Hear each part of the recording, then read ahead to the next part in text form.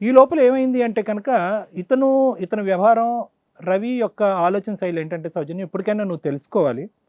అతనికి ఏదైతే ఈజీగా అనిపిస్తుందో ఆ దారిలో వెళ్ళిపోతూ ఉంటాడమ్మా. ఇప్పుడు రియల్ ఎస్టేట్ అనేటటువంటి దాంట్లో ఈజీగా డబ్బులు వస్తాయని చెప్పాడు. అతను పెట్టుబడి కాకుండా నీ పెట్టుబడి తీసుకున్నాడు. అక్కడ ఆ అమ్మాయిని కూడా వర్షిణిని కూడా బకరా చేసి ఆ అమ్మాయి దగ్గర 3 లక్షలు తీసుకున్నాడు.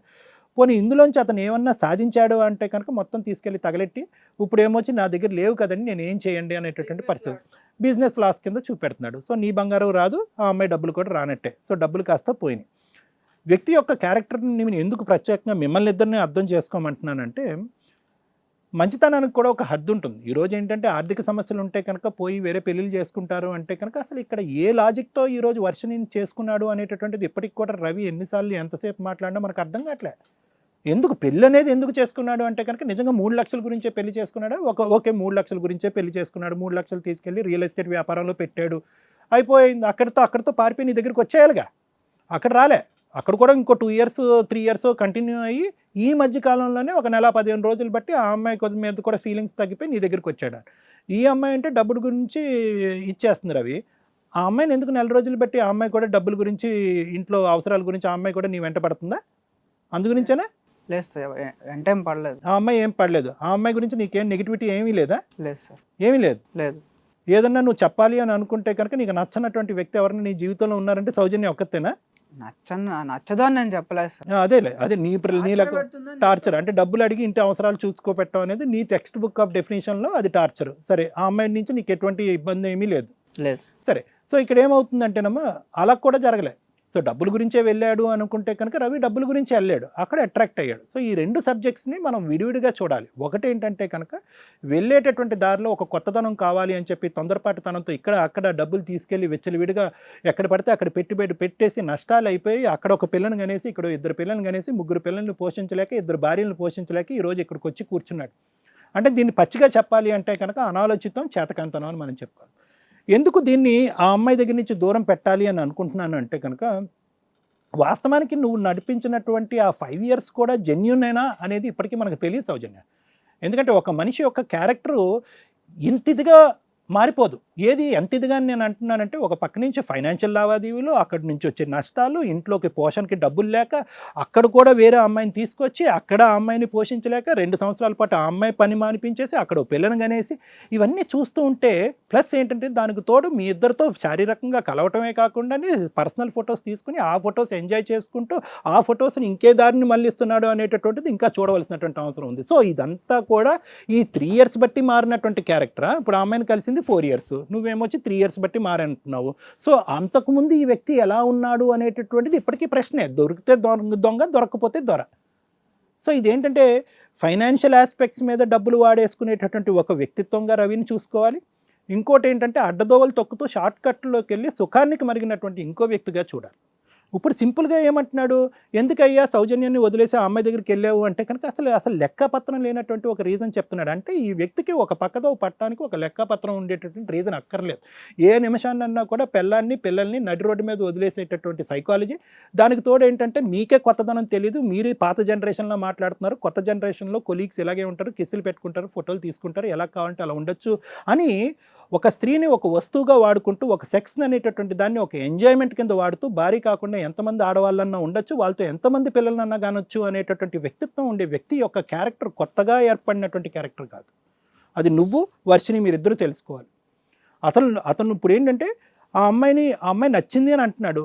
ఎందుకు నచ్చింది అంటే కనుక కేవలం ఏంటంటే కనుక ఆ అమ్మాయి అవసరాల గురించి మాట్లాడలేదు కాబట్టి నచ్చింది అని అంటున్నాడు. రేపొద్దున ఆ అమ్మాయిని కూడా ఎండగట్టి జోబులో ఉన్న డబ్బులు ఇవ్వలేనటువంటి పరిస్థితిలో ఆ అమ్మాయి ఏదో ఇంతకుముందు ఉద్యోగం చేసుకుంది, ఆ సేవింగ్స్ బట్టి బతుకుతున్నట్టుంది. అక్కడ కూడా రేపొద్దున అవసరాలు తీర్చలేనటువంటి పరిస్థితి వస్తుంది. అప్పుడు ఆ అమ్మాయికి కూడా సినిమా కనిపిస్తుంది. నీకేమైనా టార్చర్ ఉందమ్మా ఈ వ్యక్తి దగ్గర నుంచి? మీరిద్దరు హ్యాపీగానే ఉన్నారా? నీ వరకు, నీ బిడ్డ వరకు నీకు కావాల్సినటువంటి డబ్బులు అవసరాలన్నీ చూసుకోండి. సో ఇదేంటంటే ఇప్పుడు ఆ రియల్ ఎస్టేట్ బిజినెస్లో ఏమవుతుందంటే కనుక అతనికి వచ్చేటటువంటి ఆ నష్టాల్లో వచ్చే కొద్దిపాటి సంపాదన ఏదైతే ఉందో అటువైపు డైవర్ట్ అయిపోతుంది, నీకు జీరో అయిపోయింది. రేపొద్దున అది కూడా ఎండగట్టేస్తాడు, ఇంకా అక్కడ కూడా ఉండదు. అప్పుడు వర్షిని కూడా మాట్లాడుతుంది, నేనెవరు, నా పరిస్థితి ఏంటి అనేటటువంటి మాట వస్తుంది. అప్పుడు ఏం చేస్తాడు, డాష్ ఇంకో చడుగు పోతాడు. అర్థమైందా వర్షిని? ఇది చాలా ఇంపార్టెంట్ ఆస్పెక్ట్. ఏంటంటే భర్త గురించి ఫైట్ చేయండి, నా పెళ్లి ముందా అనేటటువంటి తగాదా ఏదైతే ఉందో ఇంతకుముందు చాలా సందర్భాల్లో చూసాం. ఆ లెక్క తేల్చడం పెద్ద కష్టం కాదు. ఎవరు ముందు వచ్చారు, ఎవరు వెనుక వచ్చారు అనేటటువంటి ఆధారాలతో పాటు మాట్లాడితే కనుక లెక్క అది ఈజీగా తేలిపోతుంది. ఏది పెళ్లి కాదు అనేది తేల్చడం ఈజీ. కానీ వాస్తవానికి ఏంటంటే ఇలా లెక్కపత్రం లేకుండా తెగిన గాలిపట్టంలో ఎగిరేటటువంటి ఈ రవి అనేటటువంటి వ్యక్తితో ఇద్దరూ మీ పిల్లల్ని తీసుకుని సుఖపడగలరా లేదా అనేటటువంటిది ఒక ఆత్మ పరిశీలన చేసుకోండి అని చెప్తున్నాను అనమాట. అంటే అన్ప్రెడిక్టబిలిటీ అనేటటువంటిది ఎక్కువ ఉంటుంది. అనుక్షణం ఎక్కడ పోతాడు అనేటటువంటిది భయం ఉంటుంది. రేపొద్దున ఏంటంటే మీతో తెగదెంపులు జరిగింది అనుకో వర్షిని, చెప్తున్నాను నీ పెళ్ళి ఎంతవరకు లెజిబుల్లా కాదా, నీతో పాటు ఉంటాడు కాదు. వినమ్మ ఒక్క నిమిషం, లెజిబుల్లా కాదా అనేటటువంటిది కాదు ఇక్కడ. ఒకప్పుడు మీ ఇద్దరి దగ్గర మధ్యన ఇక్కడ తెగదెంపులు జరిగింది అనుకో ఈ వేదిక మీద, అది తప్పు అని లాయర్ మేడం చెప్పి మిమ్మల్ని ఎవరి దారి వాళ్ళు పంపించారనుకో, ఫోటోలు ఇక్కడ దాచాడో ఎక్కడ దాచాడో చెప్తున్నాను. ఈ ఫోటోలు ఇక్కడ దాచాడా, ఈ ఫోన్ వరకేనా, లేదంటే ఇంకెక్కడన్నా క్లౌడ్లో ఎక్కడన్నా స్టోరేజ్ చేశాడా? అది బహిర్గతం అవుతే కనుక నీ పరిస్థితి ఏంటి, నీ బిడ్డ పరిస్థితి ఏంటి, నిన్ను లోకం ఎలా ట్రీట్ చేస్తుంది, ఇవేమీ ఆలోచించట్లేదు. నువ్వేంటంటే నీ సైడ్ ఉన్న పెద్ద తప్పిదం ఈరోజు ప్రత్యేకంగా వీళ్ళిద్దరి గురించి మాట్లాడటం పెద్ద ఒక అంశం అయితే కనుక, నీ గురించి ఏంటంటే ఒక ఆఫీసులో ఉండేటటువంటి వ్యక్తి 1 సంవత్సరం పాటు ప్రయాణం చేసినప్పుడు అతని పూర్వపరాలు ఏంటి, అతని బ్యాక్గ్రౌండ్ ఏంటని తెలుసుకునేటటువంటి ప్రయత్నం లేదు. నీకు లేరా అంటే నాకు లేరు, సో మన ఇద్దరం ఏకాకులం కాబట్టి మన ఇద్దరం పెళ్లి చేసేసుకుంటే ఒక ఫ్యామిలీ అయిపోద్దని గుడ్డిగా ముందుకెళ్ళావు.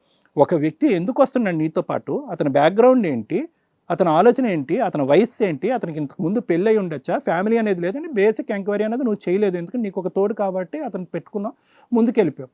ఇప్పుడు నీకు తెలిసినటువంటి లేటెస్ట్ బ్రేకింగ్ న్యూస్ ఏంటంటే సౌజన్య అనేటటువంటి వ్యక్తి కూడా అతను 8 సంవత్సరాల క్రితం ఈ అమ్మాయి పెళ్లి చేసుకుని 2 పిల్లలతో పాటు ఉంది. అది నీకు అర్థం అవ్వాల్సినటువంటి బ్రేకింగ్ న్యూస్. నువ్వు ఇందాక ఫోన్లో ఏమన్నావు, నా బాధను చెప్పుకోవడానికి అక్కడికి వస్తాను, నా బాధను చెప్పుకోవడానికి కాదు. నీకంటే ఒక రెండు ఆకులు ముందే ఎక్కువ తెలిసినటువంటి ఈ అమ్మాయి ఇక్కడికి వచ్చి తన బాధను చెప్పుకుంటుంది.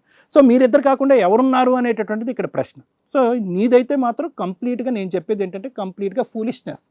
సరే, ఫూలిష్నెస్లోంచి నేను ఒక ఫ్యామిలీ ఫామ్ చేశాను డాక్టర్ గారు అని అంటే కనుక వద్దు. ఫూలిష్నెస్లో ఒక స్టేబుల్ ఫ్యామిలీ అనేటటువంటిది ఫామ్ చేస్తుంటే కనుక కరెక్టేనమ్మా అని ముందు పంపించటం.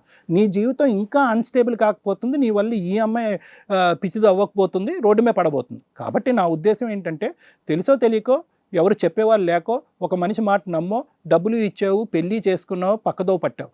ఎప్పటికైనా కూడా నువ్వు రియలైజ్ అయ్యి నీ జీవితం ఏదన్నది నువ్వు చూసుకుంటే వాళ్ళిద్దరి మధ్యన ఉండేటటువంటి గొడవ పెద్ద గొడవ ఏమీ కాదు. అది ఈజీగా మనం సెటిల్ చేసుకుని వాళ్ళిద్దరిని ముందుకు పంపించవచ్చు. అది madam. Thank you sir. Okay madam. చెప్పు, ఇప్పుడు ఏమంటావు? ఏమైందమ్మా?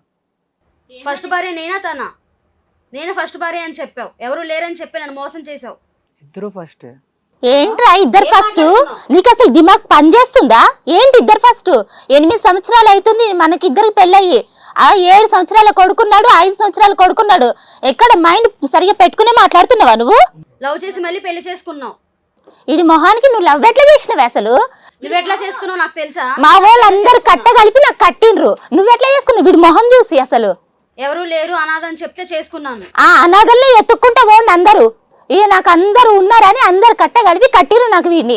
నువ్వెట్లా చేసుకున్నావు అసలు? ఈ మొహం చూస్తేనే కొక్కొస్తాను చూసినావా? మళ్ళీ ఫోటోలు, మళ్ళీ హగ్ చేసుకోవడాలు, కిస్ చేసుకోవడాలు. తెలుసుకోనే పని లేదా నీకు అసలు? ఇంకా బాగానే చదువుకున్నావు కదా నువ్వు. ఇంకెంతమంది అనాథులు ఉన్నారు నీ జీవితంలో? ఏం మాట్లాడుతున్నావు? ఏం మాట్లాడేది? నువ్వు అనాథలే కదా తగులుకుంటున్నావు. ఇంకెవరైనా ఉన్నారేమో చూసుకో, మళ్ళీ సెట్ చేసుకో. తెలివి ఉందారా నీకు అసలు? తెలివి ఉందా? 2 పిల్లల్ని కన్నావు, మళ్ళీ ఇంకో దాన్ని పోయి ఇంకో దాన్ని కట్టుకున్నావు. నాకే చక్కగా తిండి పెట్టట్లేదు, నా పిల్లలకే ఇంత వరకు నువ్వు బాగున్నావని అడిగింది లేదు, ఇంటికే సరిగ్గా రావట్లేదు, మళ్ళీ దాన్ని కట్టుకుని దానికి ఇంకోటి కన్నావా? అసలు అర్థమవుతుందా నీకు? చూడండి సార్, ఎన్ని అడిగినా ఎంత సైలెంట్ కూర్చున్నాడు. అంత తప్పు చేశాడు కాబట్టి ఇదిగో ఇట్లా కూర్చున్నాడు. ఇంకా ఈమె ఏందో మళ్ళా మహా తల్లి వచ్చింది ఇంకొక పెళ్లి చేసుకుని గబా గబా. నిన్ను ఎట్లా మోసం చేశాడు, నన్ను అట్లనే మోసం చేశాడు. సరే, ఇప్పుడు నేను వెళ్ళిపోమంటారా? వెళ్ళిపోతావా? మంచి మాట. 8 ఏళ్ళు అయింది కాబట్టి ఆ అమ్మాయి ఉంటది, నువ్వు వెళ్ళిపోతావా? మరి ఇప్పుడు చెప్పు. ఏమ్మా చెప్పి ఇప్పుడు గబా గబా చెప్పావు కదా సమాధానం. ఇప్పుడు మేడం అడిగిందని కూడా చెప్పు. మాట్లాడుతుంది. మరి ఇప్పుడు నువ్వు ఏం చేద్దాం అనుకుంటున్నావు? కావాలి మేడం, తను లేకుండా ఉండలేను మేడం. హిట్ టీవీ యాప్, ఇందులో short news, live news, entertainment shows, movies, digital magazines తో పాటు మీ జిల్లా వార్తలను కూడా ఫ్రీగా చూడొచ్చు. ఇంకెందుకు ఆలస్యం? వెంటనే హిట్ టీవీ యాప్ ని డౌన్లోడ్ చేసుకుని ఫ్రీగా ఎంటర్టైన్మెంట్ పొందండి. Hit TV app. Hit TV app. Please download hit TV app. Hit TV app ని ఫ్రీగా డౌన్లోడ్ చేసుకుని ఎంజాయ్ చేయండి. మీకు నచ్చిన ఎంటర్టైన్మెంట్ కోసం హిట్ టీవీ యాప్ ని ఫ్రీగా డౌన్లోడ్ చేసుకుని ఎంజాయ్ చేయండి. హిట్ టీవీ యాప్ ని డౌన్లోడ్ చేసుకుని ఆస్వాదించండి, ఆశీర్వదించండి. ఇంతమంది సెలబ్రిటీలు హిట్ టీవీ యాప్ ని డౌన్లోడ్ చేసుకోండి అని చెప్తున్నారంటే ఎంత మంచి యాప్ ఆలోచించండి. అమెరికా అమెరికా అమెరికా అమెరికాలో చదవాలనుకునే వాళ్ళకి విశ్వసనీయమైన పేరు మన శౌర్య కన్సల్టెన్సీ. UK లో 1 year masters, UK లో 1 year masters, 2 years work permit up to 5 years visa. Contact Saurya Consultancy. Contact 89851 89851.